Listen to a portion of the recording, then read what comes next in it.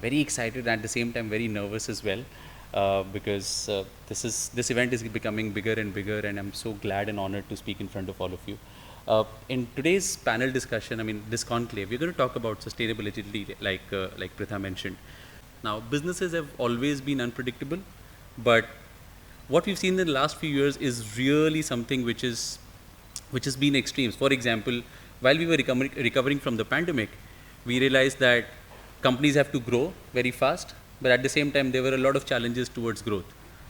People were not available, companies had to lay off people, and the business environment was becoming difficult. So, on one hand, we saw that we welcomed Byju's as one of the largest edtech companies in the world, but at the same time, we saw that Byju's was questioned for corporate governance. On one hand, we celebrated our Indian business tycoons as global wealth creators, but at the same time, we've seen the same wealth creators have destroyed over 8 lakh crores of investors' wealth in the last 10 days or so, right?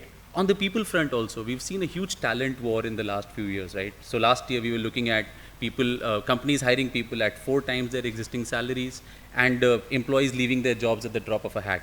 But again, we've seen towards the end of the last year, we've seen huge layoffs happening, and every day you read the newspapers and you see that people have been laid off.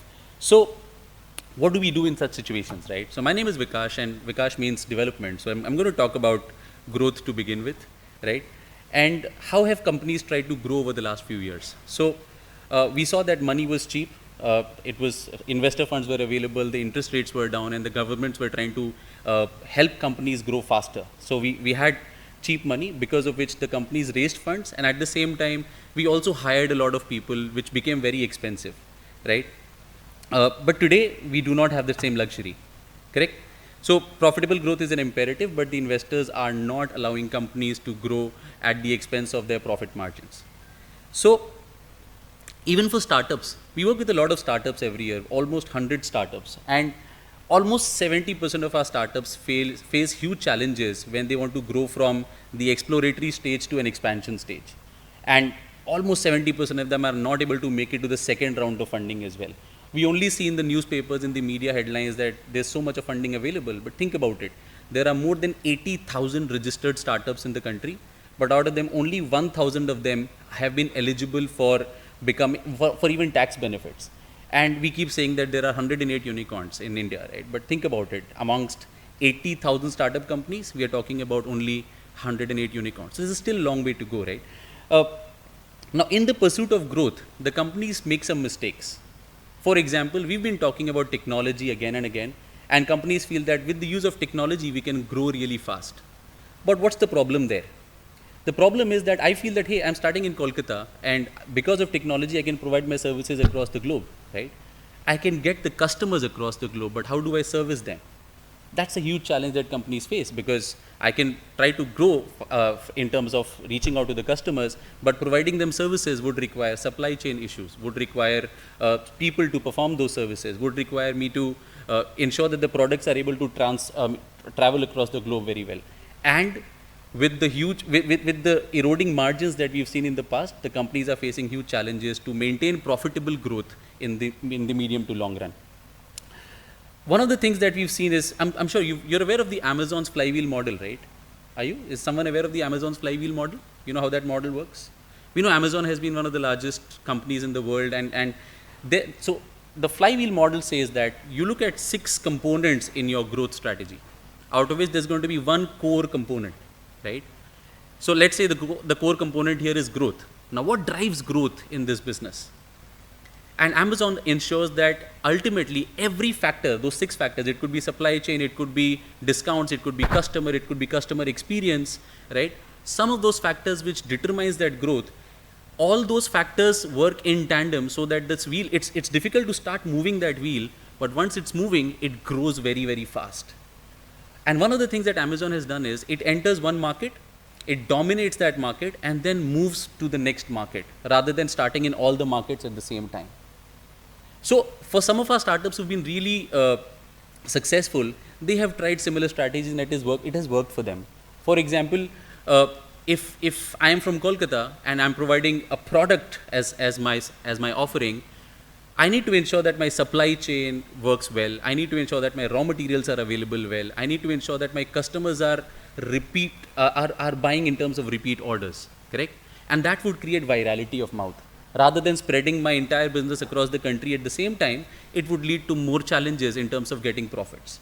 So companies should look at, we call it the density effect, right? Where you dominate one market, get virality of mouth, and then move to the next market. The second thing that some of our successful clients have been doing is to be distinctive. So while in the exploration stage, companies have to try different models, right? They will have to do a lot of experimentation. But once you've been successful in those experimentations, right, homogeneity becomes the key. So while you have to be distinctive from your competitors, you still need to bring in homogeneity in your offerings. Because when you have homogeneous offerings, whether it's a product or a service, you can concentrate your cost at the same place and you grow faster, right? You are able to generate some profits. But any growth comes at the cost of risk, right? And there are so many types of risk that companies face, and some of the panelists would be able to talk about it much better than I can. We have supply chain constraints, we have got energy constraints, we have got regulations, we've got inflation, data accuracy, data security. There's so much, right? And we have some of our panelists who are dealing with those challenges on a day-to-day basis, and we'll hear them when they talk about how they are meeting those challenges. But let's talk about two broad areas how the companies can manage risk. One is their management of long-term risk. Mergers and acquisitions or demergers are some of the important strategies that companies have been adopting in terms of their long-term strategy. For example, we've heard of Flipkart, right? And Flipkart was one of the largest e-commerce companies in the world. Of course, it started from India, and it continues to operate in India as a dominant player. Now, what did Flipkart do? It started with books, it moved on to electronics, but then while it was growing, it realized that apparel is going to be a very important segment for them, right? But was Flipkart having any competence in apparel? No. If Flipkart had to start that on its own, it would be extremely difficult for it to grow. On the other hand, it saw Myntra as a very dominant player in the apparel segment. Myntra was able to create competencies in apparel. So what Flipkart did, instead of creating its own competence in apparel, it acquired Myntra. On the other hand, we saw that Jabong was doing very well in apparel segment, and it was still young. So Myntra acquired Jabong for $70 million, whereas Flipkart acquired Myntra for $330 million, right? And we saw the same thing happening for WhatsApp. It's a very interesting case study where a company with only $10 million of revenue was acquired by Facebook for $19 billion, right? And we keep discussing amongst our circles as to what led to that valuation, and we can probably discuss it otherwise. So on the long-term strategy side, companies can look at mergers and acquisitions. In fact, some of our successful startups have had a very good exit, and that exit does not mean that they have to go for an IPO. Rather, they would rather sell. So for example, we always feel that Flipkart was very interesting when they decided to sell their business to Walmart, because even today, right, Flipkart generates it has reported about 7,800 crores of loss at a revenue of 21,000 crores. So probably it would have never been able to come with a successful IPO. So it was great by the Bansals that they sold it off to Walmart so that it became a good exit for them, right? On the operational side, one thing, I mean, and I want, if I have a couple of minutes, I want to talk about a very quick story, right? One of my friends, this was when e-commerce was still growing. He came in and said, Vikash, go to this portal and you will see this brand of wallet. Order 10 wallets. Why do I need to order 10 wallets? He said, because these are my brand. This is my brand. So you need to support me, right? I said, okay, if I need to support you, I'll buy it from you directly. Why do I need to buy it from the portal? I said, because they are selling it for 600 rupees, right? Even I wouldn't be able to give it to you for 600 rupees. Like, first, I don't need 10 wallets. Second, if I need it, I would buy it from you. Third, if you can't sell, if being the manufacturer, you can't sell it for 600 rupees, how is the portal able to sell it for 600 rupees, right? So they said, Vikash, that's because they are burning money, right? They're an e-commerce platform. So I said, but hold on. You need to tell me the whole story, right? Being a Marwadi Banya, I needed to understand what's going on there. So he explained that the arrangement with the portal is that they will keep 15% of the MRP as their commission. So let's say the MRP is 1,000 rupees, okay? They will keep 15% of the MRP as commission, and they will give me the balance money. Okay, so if the MRP is 1000 rupees, 15%, 150, that's their commission. They will give the manufacturer 850 rupees. Now, Trudil's part is everything is fine, but they will decide what is the price at which they will sell the product. And they have decided that they will sell the product for 600 rupees. Now, that doesn't make sense, right? Because they would get 600 rupees from me and they would pay 850 rupees to the manufacturer. So, why would they be doing it? Because the investors were focused on the gross merchandise value, the GMV, which is the top line, right? So, the portal was trying to get investors money based on the value of the products that they were selling and irrespective of how much money they were making on their own. So, if you think about it, if it was 10 wallets that I would have purchased, the portal would have got 6,000 rupees from me and would have paid 8,500 rupees to the manufacturer. And the more they sell, did the portal lose in this transaction? How much did they lose? 250 rupees per wallet, right? Every wallet they sell, they lose 250 rupees. So, the more they sell, the more they lose, correct? And that doesn't make sense. And of course, the company doesn't exist today.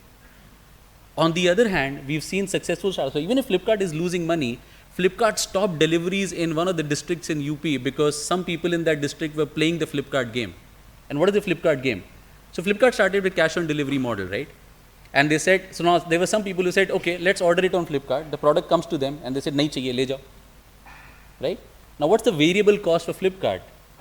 It's the supply chain cost, right? The delivery cost, plus the money that they would have paid to the manufacturer.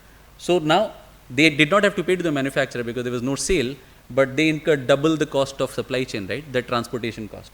So, Flipkart has invested into deep analytics to find out that the discounts that they are giving, are they really worth it? Is it making sense, right?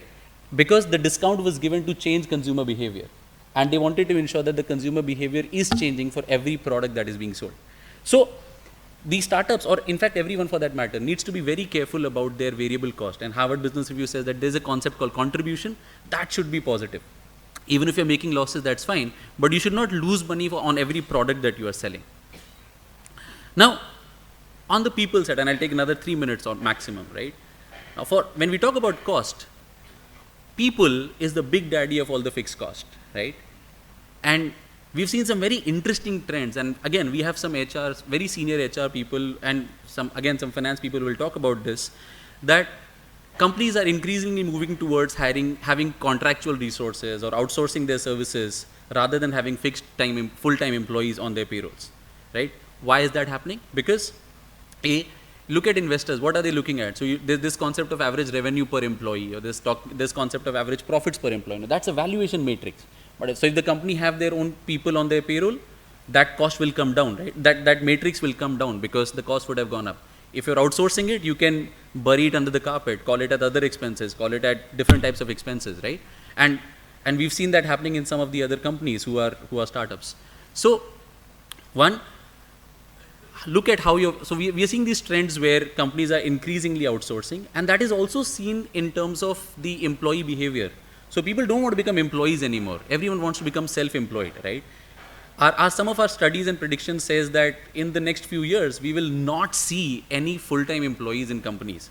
Everything's going to be outsourced. In fact, you would, so there's this company called Rent the Runway in the US, which is $1 million company, but probably does not have any employee at all. So, CHRO outsourced, CFO outsourced, Chief Strategy Officer outsourced, salespeople outsourced, manufacturing outsourced, right? It's one person or just the co-founders running the entire organization and making it $1 billion company, right? So, on that note, I'll hand over to the panelists, and Priscilla and Pritha can talk about it. Thank you so much, and we look forward to having some great insights and discussions here.